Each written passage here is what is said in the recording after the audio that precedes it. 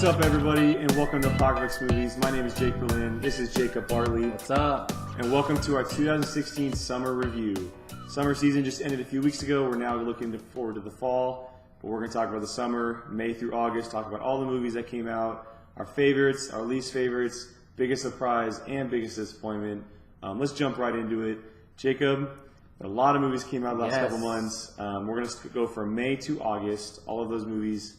What are two of your favorite movies from May through August? Well, first of all, I'm a little upset because Deadpool and Zootopia came out in I agree. February and March. I agree. And they're like better than most of the movies that came out this summer. But we're just talking about May through August, and that's totally fine with me. And I think we both agreed to veto Captain America Civil War. Before we get started, we're taking Captain America Civil War out of this because it's both of our favorite movies of the year. I mean, for me, it's tied with Deadpool, but regardless, obviously, if you've been following us, we're huge comic book movie fans. Civil War is like at the top. So we're going to take that out of the equation when we're talking about our two favorites. So my two favorite movies of the summer, other than Captain America Civil War, the first one is The Jungle Book. Nice. When it first came out, I was blown away. And then the hype kind of died down for me a little bit. I was like, did I really like it that much? I was like, I don't know yet. But then I rewatched it a couple nights ago. And it is a beautiful film, visually, obviously. But it's also a really good movie. It's told very well. The story. They did a great job of sticking true to the animated film as much as they could with changing enough things to where it wasn't predictable, because they changed main story points that made the film very unpredictable if you've seen the animated film. It fit the screen better. Exactly. It really did. And especially the way that movie ends, I just thought it was handled so beautifully. And just the community aspect of all the creatures in the jungle was one of my favorite scenes, when they're all drinking from the water together and their rules of the jungle. Like, I just loved the whole way the whole movie was set up. The visuals, man.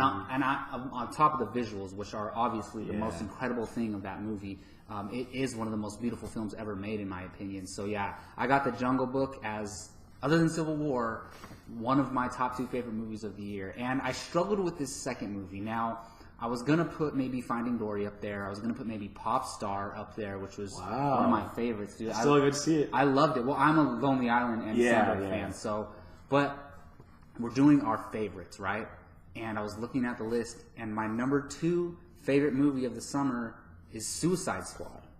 It is Suicide Squad. Nice. I was thinking about it, and I had my problems with that movie, but I was looking at my list, and if I could watch any of these movies again, which one would it be? And it's Suicide Squad, because I enjoyed so many elements in that film that I really enjoyed. Like, I'm going to buy the Blu-ray when it comes out. It has me more excited for the DC Universe going forward. As a standalone film, it's not great.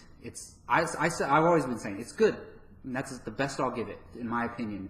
The problems that I had with it were big, but things I loved about it: Deadshot, Harley Quinn, the Joker and Harley Quinn together. Like, as far as pure enjoyment and something that, if I got to see one movie from the summer and go back and watch it in theaters, it would be Suicide Squad. So I have to go based on that. So I got Jungle Book and Suicide Squad as my two favorite movies of the summer, other than Civil War. How about you, Jake? Yeah, two great movies, man. Jungle Book, amazing. I just watched it a couple weeks ago. Fantastic. For me, I'm going to go something unconventional, something I was looking forward to from the very, very beginning.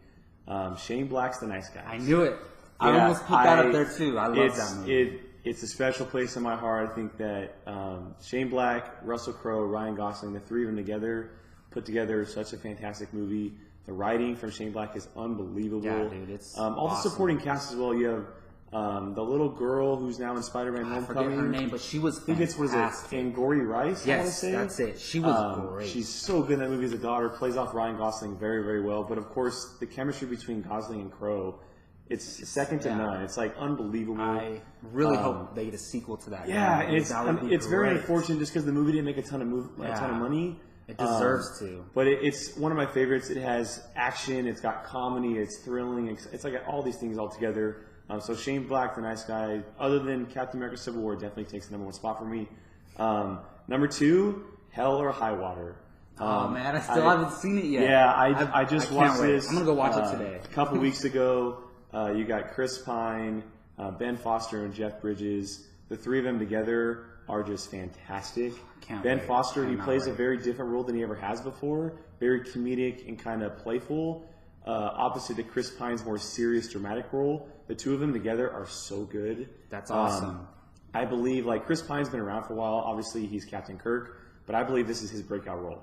And I think he's going to get some major, major recommendation from this role. Damn. I think that he stole the movie for me. Ben Foster has been around for a while, not known to a lot of public eye, but people are going to look at him in a different light after this movie. And Jeff Bridges, of course, in a Western. Can't go wrong with that. So definitely for me, The Nice Guys, Hell or High Water, two kind of smaller movies too. It's funny, mine are huge blockbusters. Yeah, mine are a little bit yours smaller. Are smaller films. Yeah. I love small indie films, and he loves blockbusters. Yeah. But just so happened that way. I haven't seen Hell or High Water. It might be my favorite movie of the year. Who knows? But I'll be checking it out pretty soon. Yeah. All right. So those are our favorites. Two favorites down. Let's move on to our least favorites of the summer. Jacob, what do you got? All right. I think we might have at least one of these the same. More than likely, yes. So I'll go with my first one, which is probably not the same as yours, but Now You See Me 2 was pretty bad in my opinion. I was looking forward to it. I love the concept, and I've always said there's room for Hollywood for like a magician franchise, you know? And the first one was a lot of fun too. And the first one's really good, and it's a lot of fun, original idea, and I really liked it. So I was really looking forward to this movie, especially for the cast, even though, what's her name? The redhead? Isla Fisher. Was not returning. Lizzie Kaplan took her place, which was awesome. Even though there was some great chemistry between some of the cast members, I was just very disappointed with that film. I thought it was badly structured. I thought the script was bad. I thought the comedy didn't work. Who cares about spoilers for this film? It's not really a spoiler, but they make Woody Harrelson's character have a twin, which I thought that character did not work at all. I agree. He was annoying to me. And I just was very disappointed in that film, and I walked out. It's like, that was a bad movie.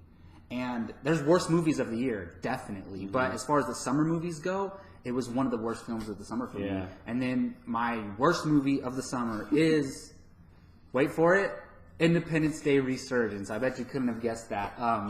It's just horrible. I was laughing in the theater, not because it was funny, because I was like laughing at the movie. Like, you were baffled at what was going on. What was going on? There was like one thing that I thought was cool about that movie, but other than that, it was just horrible. Like, you could have made a fun blockbuster. It didn't have to be like a deep film or anything like that. It could have been a fun blockbuster with a cool. I like the cast. Yeah, I like the cast, and it just. I mean, I think everybody universally agrees this is like one of the worst movies of the year. And just go watch it, and you'll see that the dialogue was absolutely horrible.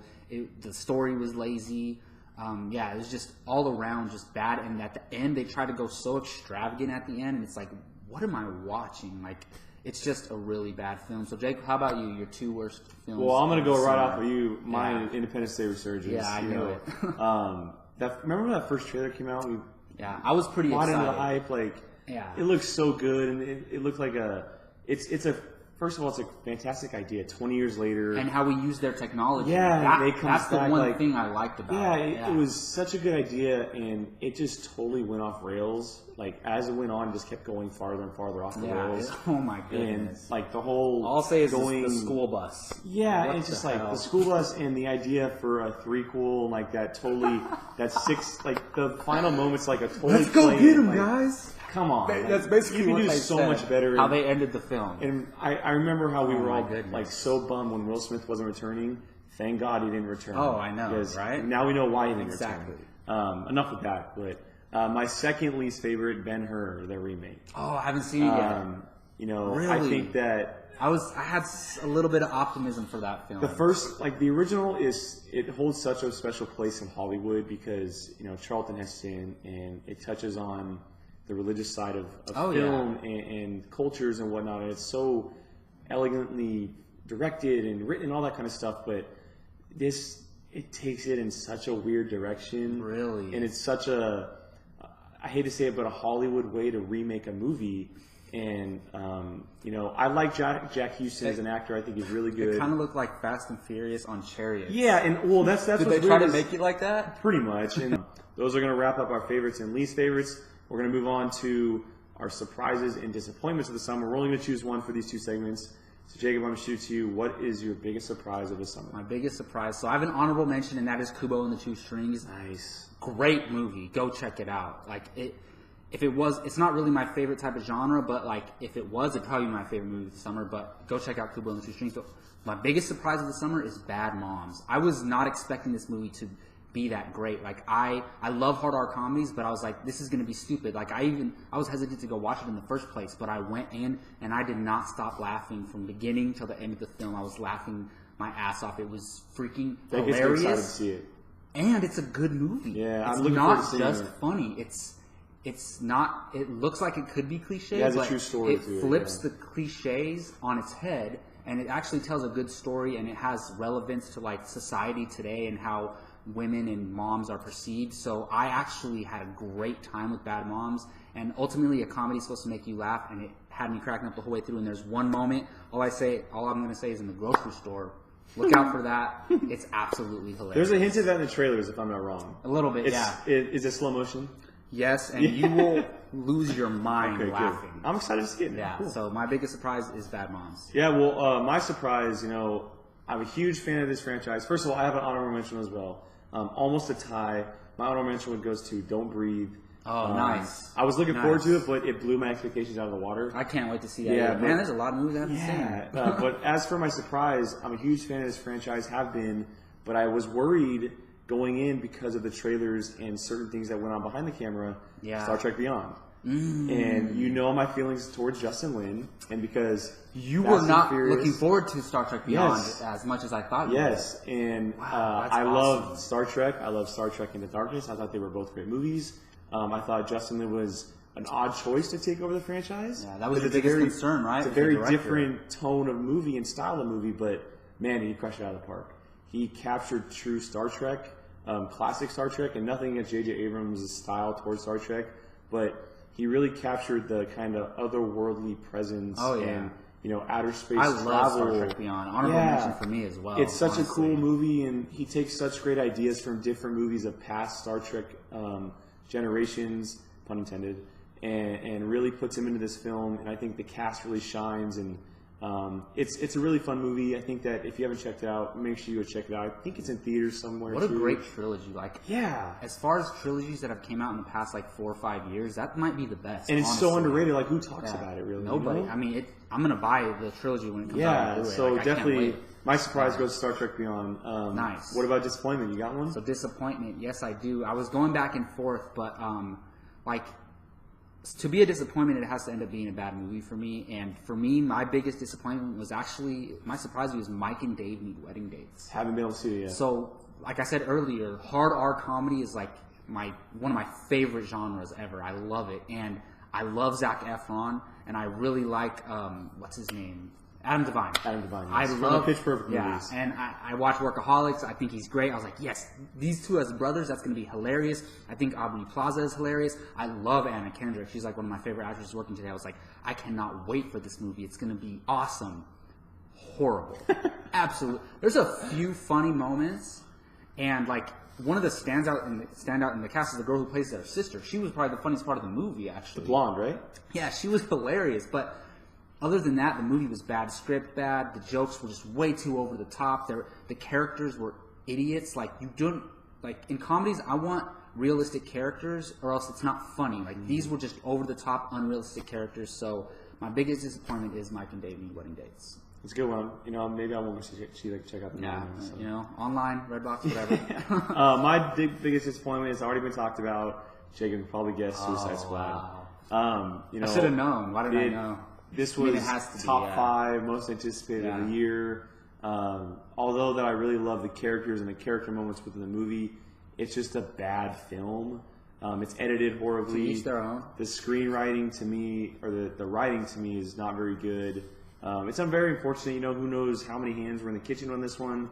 But I came out very, very disappointed with the movie. Yeah. I don't blame you. I understand. Well, I said in I our understand for review, I got a little tiny bit of Fantastic Four vibes from it. And it's very unfortunate because I was looking forward to it so much. But nothing away from Deadshot, Harley Quinn, Joker and Harley Quinn. See, those are the like- reasons why it was Yeah. one of my favorite movies of the summer. Yeah. The character moments are fantastic and nothing away from that. But as for a movie in itself, a whole, it was a huge disappointment. I can't to me, argue so- with that, honestly. Yeah. There's some big problems in it for sure. Yeah, very unfortunate. Well, that's going to wrap up our 2016 summer review. Make sure you head down in the comments. Let us know yours, favorites, least favorites, surprises, disappointments. Let us know what you think about our choices. Before we head out, Jacob, where can they find you online? You can find me on Twitter at @JacobBartley_, on Instagram at @JacobBryanBartley. And shout out to Gio. I know he was supposed to get on this, but he's feeling under the weather today. So Make sure you comment, Gio. Yeah, Gio, leave us your most favorite and least favorite movies of 2016 summer. I can guess one, I think. Yeah, I would guess, yeah. So you can find me, Jake Blaine, Twitter, Instagram at Qui-Gon Jake. Make sure you follow, subscribe, share, like, all that stuff on this YouTube channel. Check out apocalypsemovies.com every day and everything else we got going on here. We're trying to do big things here. Until next time, bye-bye.